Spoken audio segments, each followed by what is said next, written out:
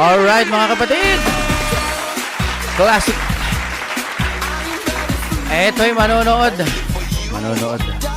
Paano ba natin sisimulan to? Okay, basahin muna natin ang title po nito. Yari na!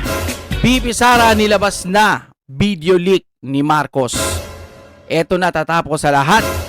Tumistigo na kay Isko at Aimee. Ooh. Ayan po ang ating panonoorin na galing sa Pinas News Insider. Ay grabe katindi.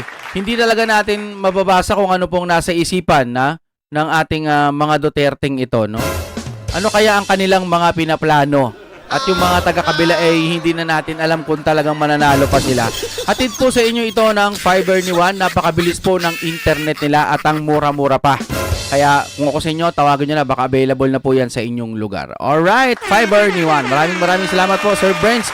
At eto na nga, panoorin na natin ano po ang meron dito. Bigyan na natin to ng reaksyon at opinion. Ito ang balita ngayon. Trending at pinag-uusapan ngayon sa mundo ng social media. Yes. Hindi umano'y balitang. Finally, malaking good news ito. Balitang dapat malaman ng taong bayan. Kasalukuyang Vice President ng Pilipinas na si Inday Sara Duterte Carpio at tumatakbong mayor ngayon ng Maynila na si Isko Moreno. Nagsanib pwersa na sa isinigawang proclamation campaign rally sa Distrito 2 ng Tondo, Maynila. At ito ay sa panguna ni Yorme Isko Moreno. Matapos ang di umano'y nasabing sapilitang pag-aresto sa dating Pangulong Rodrigo Duterte para dalhin sa The Hague, Netherlands at isuko sa kamay ng dayuhang hukuman. Sa wakas, Vice President Sara Duterte tila pinakita na ang di umano'y leak video na dapat malaman ng taong bayan na kung saan tila siyang gumimbal sa taong bayan at sa kasalukuyang gobyerno ngayon ni Marcos Jr. Hindi kasi inaasahan ng mga nanonood dyan na may ipapakita po ang ating Inday Sara Duterte. No? Lalo na yung nakadila. Grabe ang tindi nun Hindi ko inaasahan na dyan niya mismo ipapakita. Itong nilabas niyang video, bukod pa sa ibang nilabas niya, iniisip ko, ba't hindi magdemanda itong parang ipinapahiya po ni BP Sara. Pero sa totoo lang mga kapatid, pag atake nila kasi dati, hindi pinapansin ni BP Sara. Pero ngayon nakita nyo naman kung paano bumanat si BP Sara. Tulad ng sinasabi natin, nagmumukha na tuloy pa victim yung mga binabanatan ni BP Sara. Samantalang dati, banat sila ng banat kay BP Sara, no? Tsaka sa mga Duterte.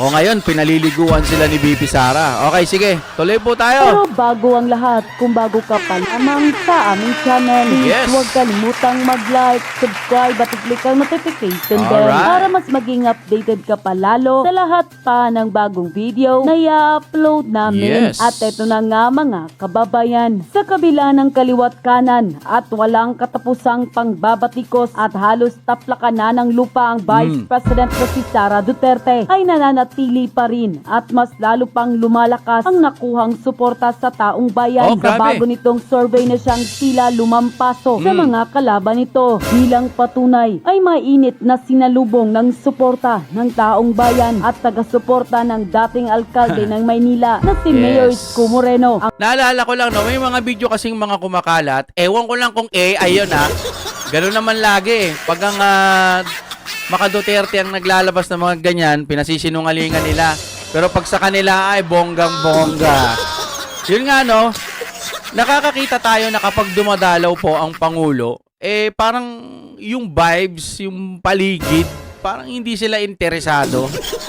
Tamang video lang, tamang tingin lang, konting kaway. Pero mga kapatid, kapag ang mga Duterte bumababa sa mga ibang baluarte, kita nyo naman po yung pagtanggap. Alam mo yung punong-puno ng pagmamahal. Diba? Tuloy tayo. Vice President na si Sara Duterte kasama ang presidential sister na si Senator Aimee Marcos ay kinasang proclamation campaign rally sa distrito ng 2 ng Tondo, Maynila. Dumalo si Vice President Inday Sara Duterte Carpio sa campaign rally na kasalukuyang tumatakbong mayor ngayon ng Maynila na si Yorme Isko Moreno. Bukod sa Vice Presidente ay present din sa nasabing event ang senatorial re-electionist at presidential sister na si Aimee Marcos sa nasabing event, kinampanya ni Vice President Sara Duterte si Isko Moreno ang Sana nga makabalik si Isko Moreno, no? Tapos yung mga umaatake rin sa kanya, banatan niya ng mga matataling haga. O hindi naman kaya pag may nakita siyang mga pangungurakot, bigyan niya ng leksyon, no? Duterte 10 senatorial slate at si Senator Amy Marcos dito'y tahasang hinikayat ng Vice President ang publiko na huwag iboto umano ang mga kandidatong inendorso ng kasalukuyang presidente. Matatandaan kamakailan lang nang inendorso ni Vice President Duterte si Congresswoman Camille Ayan, no? Villar na tumatakbo bilang senador sa ilalim ng alyansa. Alam nyo, sa totoo lang, si Camille Villar, wala pa akong idea sa kanya. Si Manny Villar at saka yung asawa niya, pwede pa eh. Pwede, no? Eh, kahit hindi naman kasi tumakbo yung mga to, may mga pera nga sila. Pero, tingnan natin kung anong magagawa ni Camille Villar. Pero, dapat nga ba, nai-topic na natin to, di ba? Kasi kung talagang solid din si Camille Villar, dapat nasahanay siya ng mga Duterte. Sa bagay, PDP. Kumbaga, itong mga magkakapatid na Duterte kasi iba-iba rin diskarte nila, no? Pero ang masasabi ko lang, kahit iba-iba sila ng diskarte, iba-iba man ang paniniwala, pareha silang matitino kapag nagtrabaho. Kaya kita mo naman yung Davao City, kita mo naman ang ating presidenteng Duterte, may napatunayan na po dito sa Pilipinas. Kaya nga, gustong iloklok ulit kung sakasakali lang. Kung bibigyan lang siya hanggang 200 years.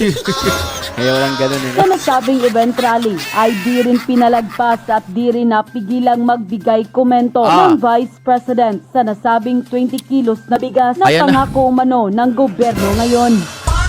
Magkakaalaman na tayo sa 20 pesos na bigas. Maganda man ang kalidad. Meron pala tayong makikitang anong tawag dito, pag-alalay ng gobyerno doon sa 20 pesos na bigas.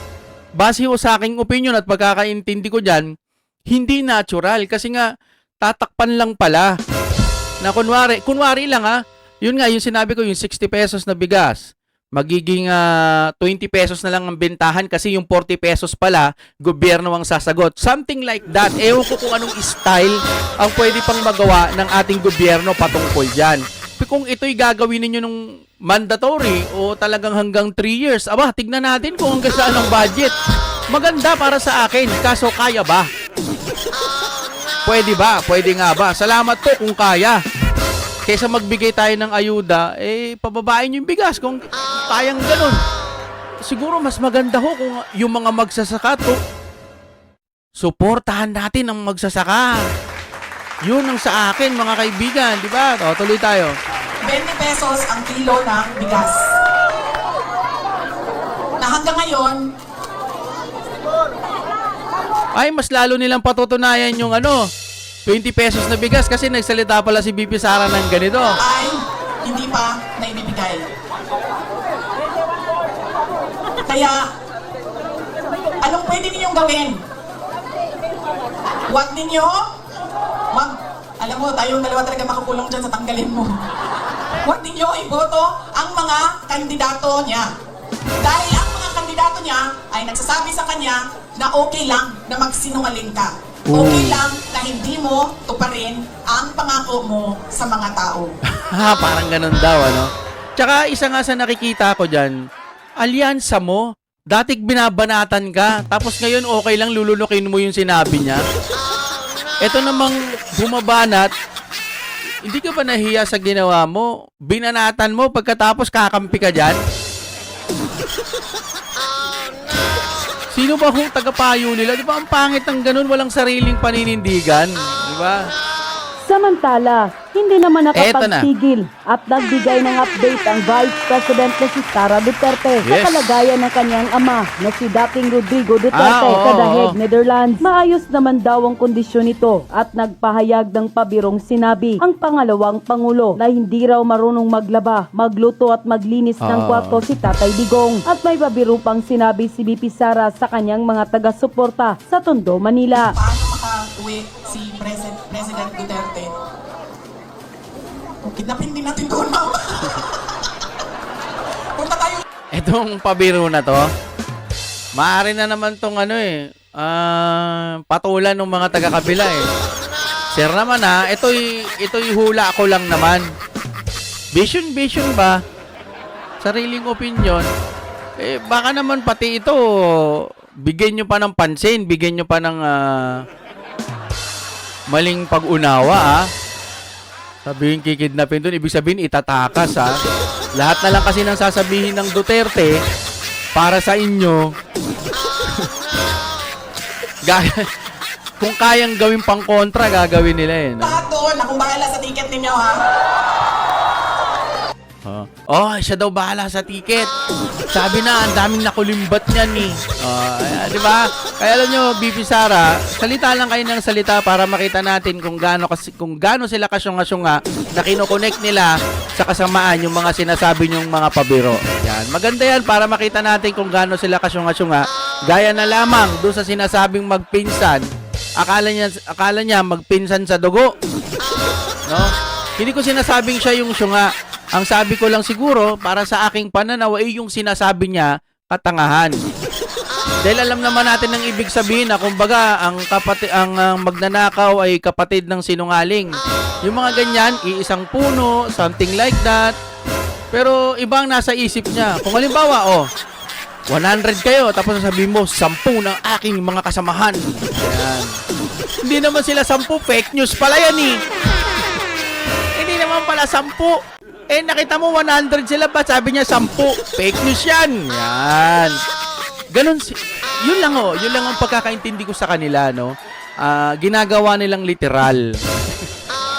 Tuloy tayo. Hindi naman nakapagpigil ang taong bayan na magkomento sa mundo ng social media. At ayon pa sa kanila, okay yan BP Sara and Yorme. Ito ang dapat katiwalaan ng bayan. Mabuhay po kayo BP Sara and Yorme. The best tandem. Kahit anong paninira nila sa Duterte, tumatak sa utak at puso yung kabutihan na ginawa ng Duterte sa bayan. Huwag kayong magbulag-bulagan. Alam nyo at alam namin na mas mainam at maayos nung panahon ni FPRRD kahit hindi nyo isama ang panahon ng pandemic. At pasalamat tayo na siya ang Pangulo nung nagka-pandemic. Pansinin nyo magsalita ang mga dugong Duterte. Totoo at tunay. Silang dalawa ang gusto kong magtandem. Kaya nga't hindi nila naisip noon. Hindi pa huli. May pagkakataon pa tayo sa 2028. Sayang at hindi nila naisip noon. So parang ang presidente si BP Sara at ang vice president si Yorme or vice versa, no? Si Yorme ang presidente. Parang ganon. Sayangan, nabudol talaga tayo. Anak lang teting. Ang dami, marami naman kahit noon pinagtatanggol to ng ibang vlogger. Nasa movie pa nga si Kuya, Kuya Old School, no? Tama ba si Kuya Old School? Pero ngayon, siya pa ata ang unang bumitaw nun eh. Ako nun, parang nilalamig na ako kay Pangulong Marcos kasi. Parang, hindi niya kasi kayang ipagtanggol si BP Sara eh. Yun po yung naayawan ko dun. Sigurado na yan, 100% panalo na. Siguro kung ito ang magiging tandem sa pagka-vice, sa pagka-presidente, malaking tsansa na magbago ang pumuhay ng Pilipinas. Panigurado, may magandang bukas pang naghihintay sa mga taong naghihirap ang pamumuhay. Simpleng speech pero kuha yung atensyon ng lahat kasi galing sa puso at totoo. Even yung sekreto ng pamilya, kaya niyang sabihin kasi nga totoo siya. Kudos din kay Yorme. Nakuha niya ang time ni BP and kay Senator Amy. Unquote. Ito mo, alam mo, sana lang sa mga susunod na, kunwari, manalo si BP Sara at saka si Yorme. Halimbawa lang no, sa mga susunod. Tapos, yung next sana, wag nyo nang ipasok yung dilaw at yung kulay pula.